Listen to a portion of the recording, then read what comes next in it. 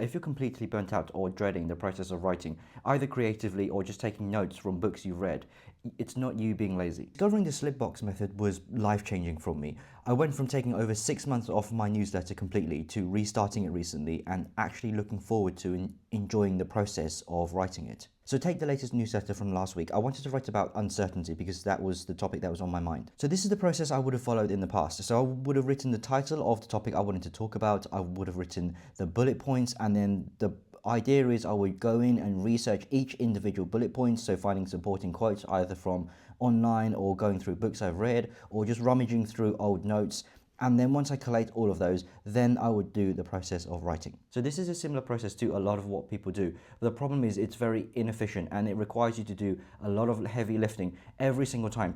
And the worst thing is you're actually having to redo a lot of things and a lot of thinking and research that you've already done before. That's actually what I do now. So I actually go in and look at my slipbox to see if there are similar topics. And I notice here that I have a note where it's called "The future is unknowable and cannot be predicted," which is directly related to the topic matter I want to talk about. And the way the slipbox method actually works is that each individual note contains one concise idea. So I go into my note, and this is an idea that I've already written about and I've already elaborated on.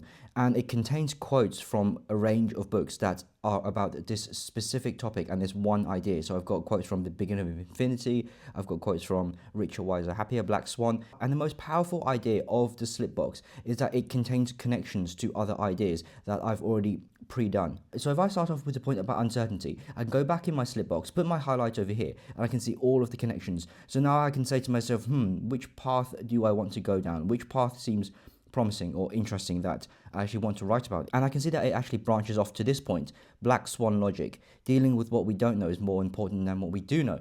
So then we open up that note. And similar thing, I've got a note that I've written in my own words about this specific idea. It's got connections to other ideas. It's got references from all of the sources that I've read. And I add this to my newsletter. And then I can go back to my graph view again. And I just follow the exact same process. I say, okay, where do I want to go from here? Where do I want this conversation to go? Oh, look, it's got another connection to this idea that we have to take lots of asymmetric risks as a way of dealing with the unknown. So I put that into my newsletter now. So now basically when I write my newsletter, instead of it being a big painful process, I'm basically just playing with Lego, but instead of physical building blocks, it's assembling ideas and quotes and things that I've already done. And through this process, my newsletter basically just writes itself. I never have to do research again of things I've already read and already done, or I never have to go rummaging through my notes because everything's already organized in such a way that it's already connected. All I need to do is follow the lines of thinking that I've already done in the past. And the whole thing just feels like play, and it's much more enjoyable.